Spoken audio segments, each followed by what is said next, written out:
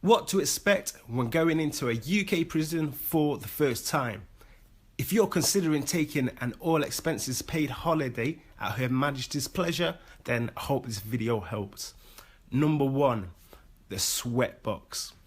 So you're on the way to prison. You will be placed in what's called a sweat box. This is basically a van which internally is separated into different cells.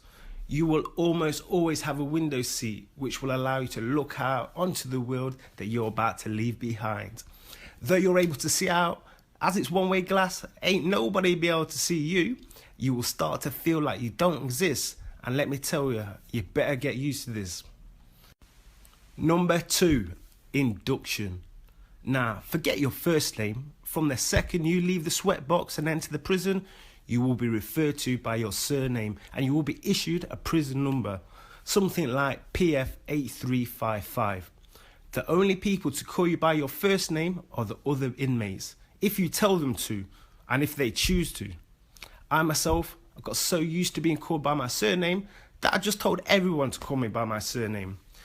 Hope to God that you've got a good surname like Jones or Smith. There was one guy I was locked up with, his surname was Gay, which meant every time the officer needed him, they'll say, "Are you gay?" During your induction, you will be given your prison clothes, a toothbrush, soap, and other little necessities. If you're a smoker, you'll be given a small smoker's kit, which will include a small amount of tobacco, Rizzlers, and a lighter. This is the only time you'll be issued tobacco for free. Now listen, hardly anybody smokes cigarettes in prison. If you smoke cigarettes right now, you better practice your rolling. Prisons around the country have what's called an induction wing, where you will spend the first few days or even the first week. This gives you a chance to understand how your life is going to be before they throw you in with the main population. Now, not all prisons have an induction wing, so this journey may be skipped altogether. A thing that all prisons must do is send an officer to your cell to ask you questions in order to assess your safety and the safety of others. The questions will be something along the lines of, are you a racist? How would you feel about being locked up with a person of a different race? Have you ever tried to harm yourself? Are you dependent on drugs? Are you dependent on alcohol? Are you religious? How would you feel about being locked up with a person of a different religion? Are you part of a gang? If so, what's the name of your gang? Now, the officers aren't trying to catch you out when they ask you what the name of your gang is. They just ask you so they know not to put you in a wing where some of your rivals might be staying. Number 3, the prison officers. As you most likely know, prisoners refer to prison officers as screws. This isn't considered an offensive word by the officers, and it's been used for decades. Screw was once slang for the word key, and as it's the officer's job to turn the key on your cell each night, I'm sure you can see how the name came about. You will find that screws have very different attitudes depending on whether you're in a young offenders prison, which is from the age of 18 to 21, compared to the screws of an adult prison. I found that the screws in a young offenders are absolute fucking twats. They're basically bullies. They talk to inmates like shit, they throw the weight around, and they have no time for anyone but themselves. Due to the guards almost always being a lot bigger than the young offenders, they don't take much shit, and they make sure you know not to mess with them. I've seen them go really overboard when it comes to dealing with a prisoner. I've seen punches thrown by the officers, and I even saw a certain screw headbutt an inmate.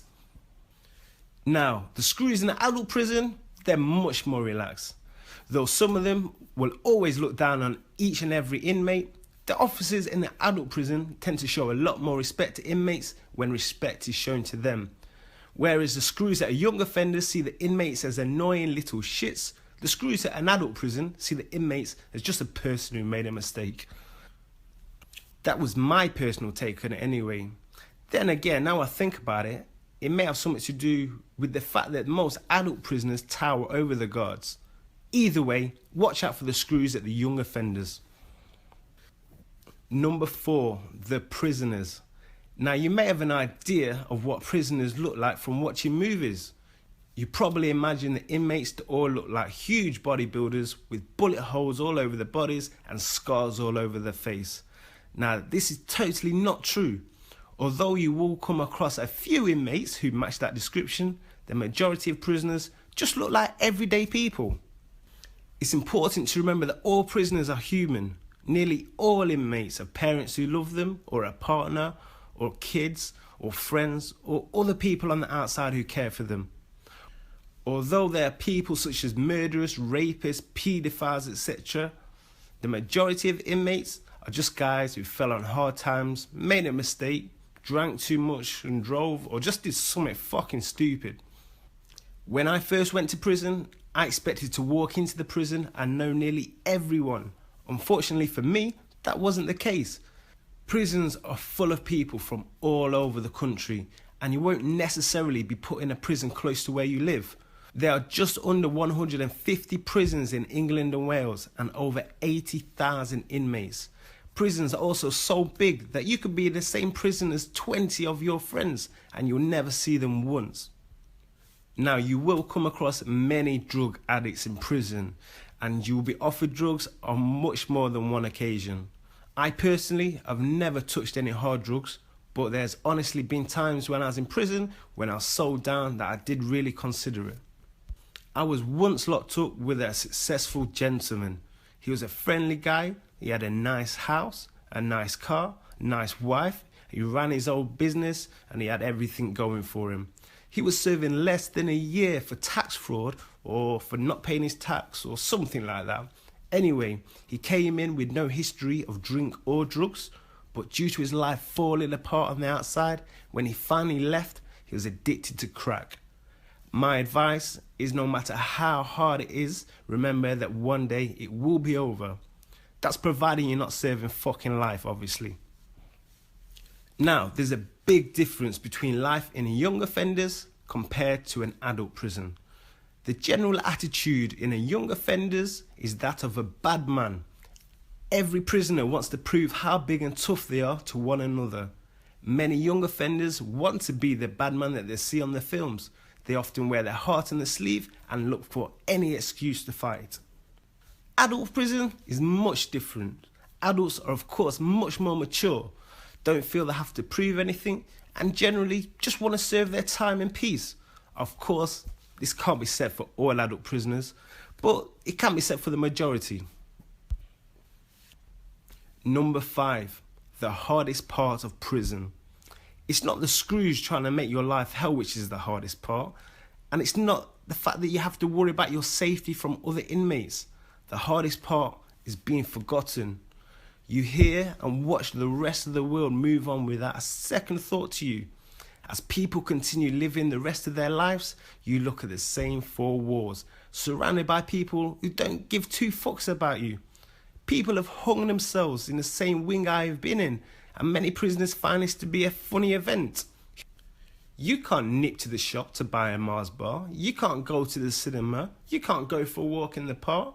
You can't do anything other than live for the sake of living. It's horrible to go through, and you will go through a lot of hard times mentally and emotionally. If you're like me and you're a man, the likelihood is that you will never ever talk about your feelings to anyone, and you will have to deal with this life-changing rock-bottom predicament completely alone. On a more positive note, when you are out, you will appreciate life and never take anything for granted again. Many people do make the same mistakes and go straight back in, while others learn from the errors and take advantage of the life lesson that they have experienced. Personally, prison was the best thing to happen to me. Damn, this video took a lot longer than I intended. There's a lot more that I wanted to touch on, such as the different categories of prison, gambling, gangs, escapes, weapons, moving prisons, phones, letters, visits, passing messages, making money, making alcohol, the nonces, suicides, solitary confinement. I tell you what, if you did like me taking the time to upload this video and find it helpful, please hit that like button and I'll release a part 2. Peace.